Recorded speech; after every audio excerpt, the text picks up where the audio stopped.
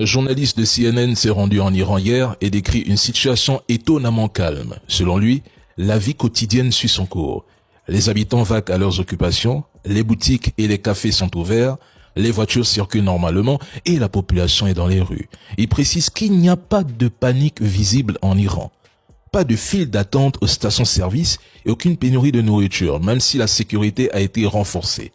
Le journaliste explique avoir traversé la frontière iranienne avec son équipe le 5 mars après avoir obtenu un visa délivré par le gouvernement iranien. Ils sont ensuite arrivés à Téhéran afin de couvrir le conflit. Il s'agit de la première équipe d'une chaîne de télévision américaine à entrer dans le pays depuis le début de cette agression. Mais à Washington, la réaction est immédiate et très critique. Le gouvernement américain accuse CNN et ses journalistes de relayer la propagande du régime iranien au motif que les images diffusées montrent une vie quotidienne relativement normale malgré les frappes. Selon les autorités américaines, ce type de reportage pourrait minimiser l'impact réel des bombardements et donner l'impression que l'Iran tient toujours debout. Et là, on atteint un niveau assez incroyable. Certains médias voudraient faire croire que l'Iran serait plongé dans le chaos total, au bord de l'effondrement, avec un pays dévasté par les frappes. Pourtant, dans le reportage disponible, les images montrent exactement l'inverse. Une capitale active, des commerces ouverts, une bonne partie de la population qui soutient le régime et qui continue de vivre malgré le contexte de guerre. Faites attention à ce que les médias occidentaux vous montrent. Dans une grande partie de la presse française, la couverture du conflit est presque systématiquement présentée sous un angle défavorable à l'Iran.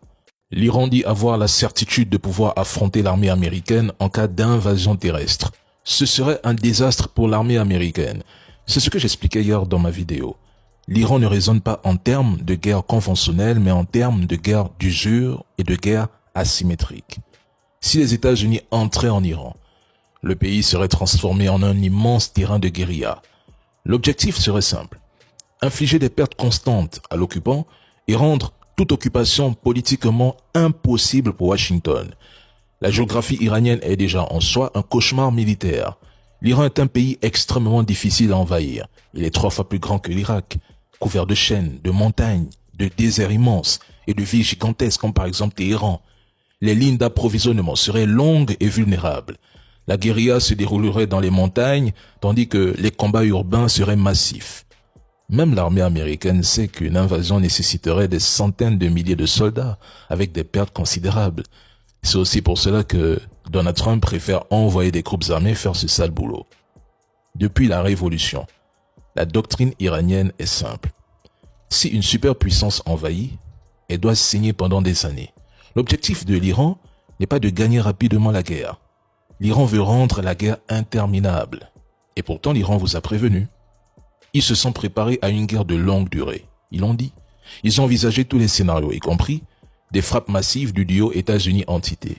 Malgré cela, je vois certains médias s'affoler en affirmant que, parce que l'Iran a réduit la cadence de ses tirs, le pays serait sur le point de s'effondrer.